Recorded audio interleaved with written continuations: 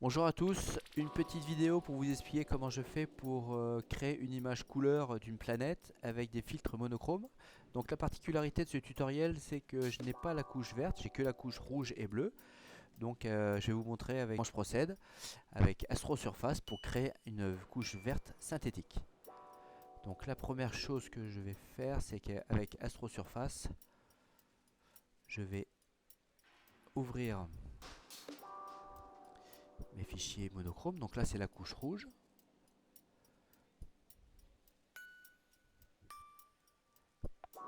De faire apparaître les détails.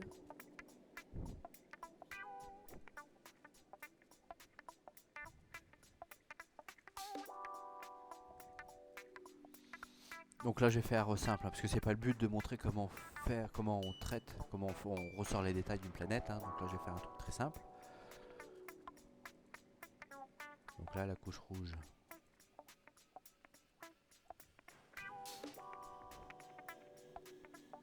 On va la mettre simplement, on va simplement la changer de format pour les reconnaître. Donc ça c'était la 26. J'avais fait aussi la 46. Voilà. En fait j'ai deux couches couleurs, on va les déroter. Donc j'applique les ondelettes, j'enregistre, pas les confondre. Donc voilà, j'ai deux couches rouges espacées de 20 minutes. Maintenant je vais ouvrir les couches bleues pardon. Donc là le traitement va se faire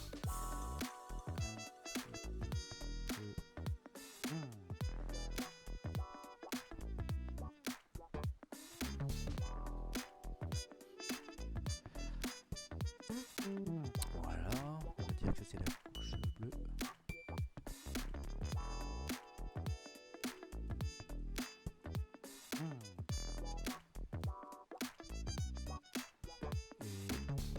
Et l'autre couche bleue pareil, donc j'ai deux captures espacées de 6 minutes.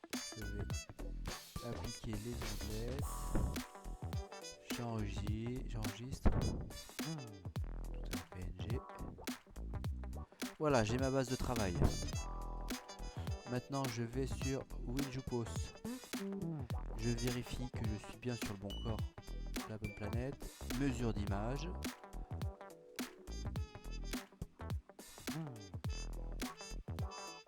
Donc là, l'huile en PNG. J'affiche tout de suite la première. Donc le but en fait, ça va être d'installer de positionner le gabarit le plus précisément possible, parce qu'en fait c'est ça qui va vous garantir une image la plus nette possible. Donc là vous pouvez jouer, il faut jouer sur le gamma. Donc moi, première étape, voilà.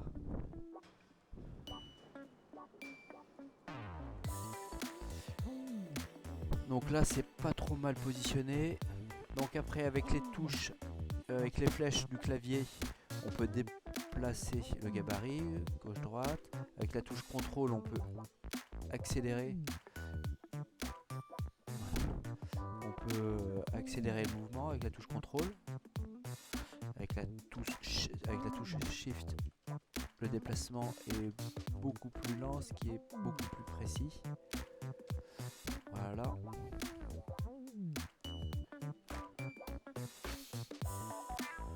Donc une fois que vous avez bien positionné votre le gabarit, faut faire la rotation. Donc avec P et N, vous pouvez faire une rotation du gabarit pour correspondre exactement au détail.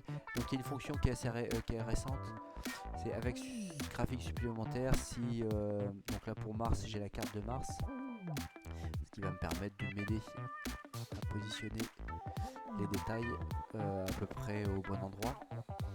Donc là j'ai la chance, j'ai le mont Olympe là ici qu'on voit.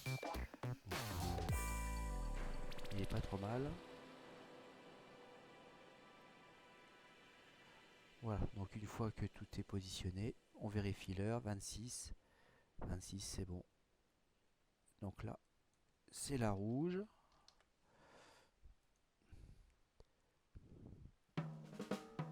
Parfait. Après on passe que je fais généralement, c'est que je vais rester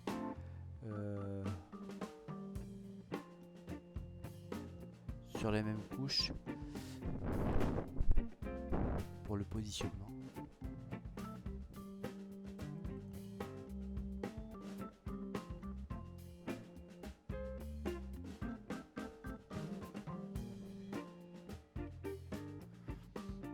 Voilà.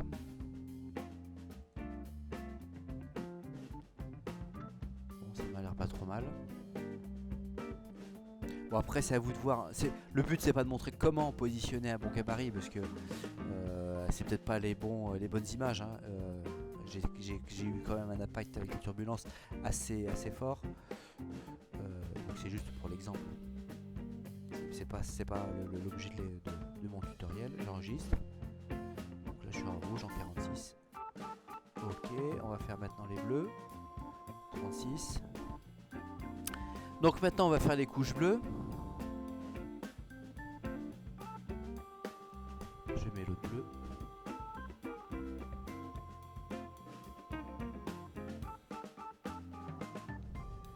Voilà, ça peut pas trop bouger. Bon, 6 minutes, je pense pas que ça bouge beaucoup. J'enregistre. Impeccable. Maintenant, on va dans l'outil des rotations d'image. Il faut supprimer ce que vous avez fait avant. Ajoute. Donc là, on va faire les couches extérieures importantes.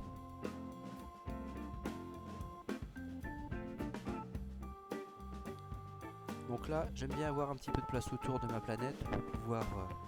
je trouve que c'est plus joli. Donc là, je suis sur du rouge, ok. Alors, le truc important, c'est de noter le chiffre ici, la précision de l'heure de référence, très important.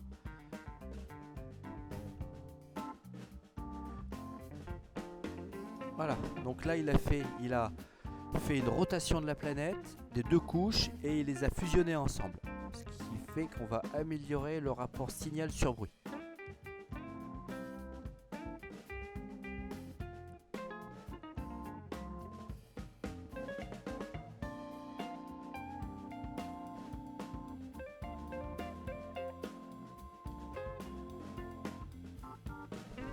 On rajoute les deux bleus, et là il faut mettre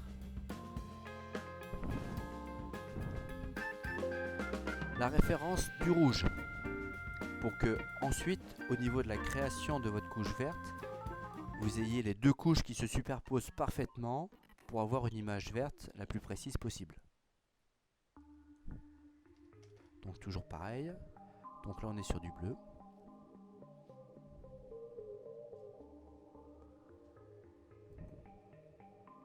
Voilà. Donc la même chose, hein, il a fait une rotation de la planète, il les a fusionnés ensemble, ce qui fait qu'on améliore le rapport signal sur bruit.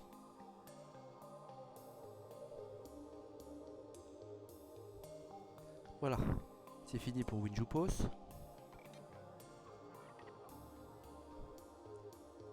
Maintenant, on va mélanger ces deux images. La rouge et la bleue pour créer une verte synthétique. Donc lui il positionne parfaitement le truc à 50%, donc après vous pouvez plus ou moins jouer. Donc, évidemment 50%. Voilà. C'est ce qui c'est le mieux quoi. Je sauvegarde. Et là, je vais garder. Je vais dire que c'est la couche verte.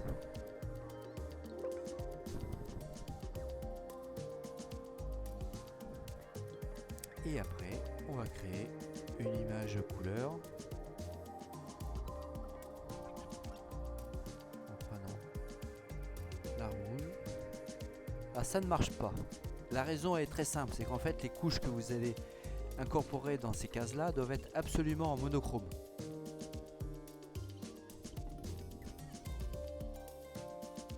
Donc vous allez les transformer en monochrome. Ça change absolument rien sur votre image, sauf que lui va pouvoir les fusionner en différentes couches.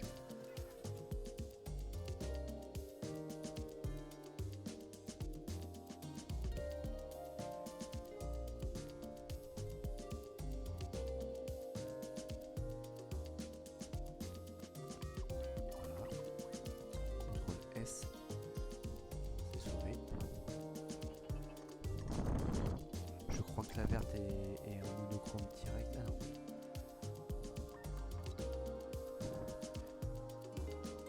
Voilà. Toutes les images sont sauvegardées. On retourne dans le bon onglet. Je charge la rouge. Je passe à la verte synthétique. Et après, on peut passer à la bleue. Et automatiquement, il va créer une image de Mars en RVB.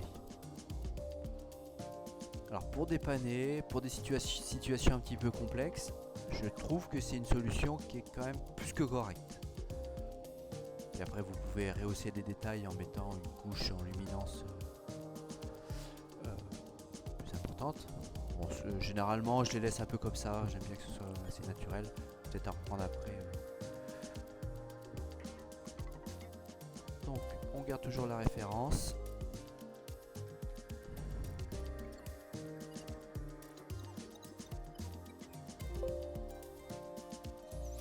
Voilà.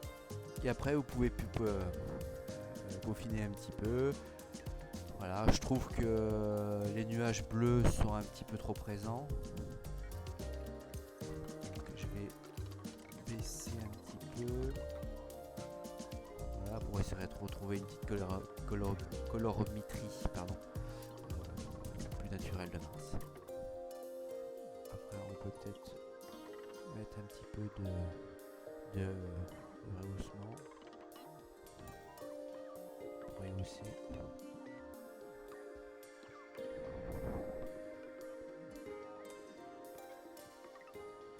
Bon, vous pouvez la laisser comme ça, mais voilà, on gagne un peu, on gagne un petit peu. Et voilà.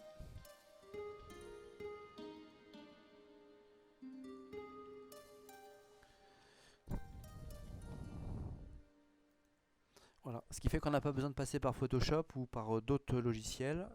Astrosurface, c'est vraiment très puissant. Il y a quand même beaucoup de choses à faire.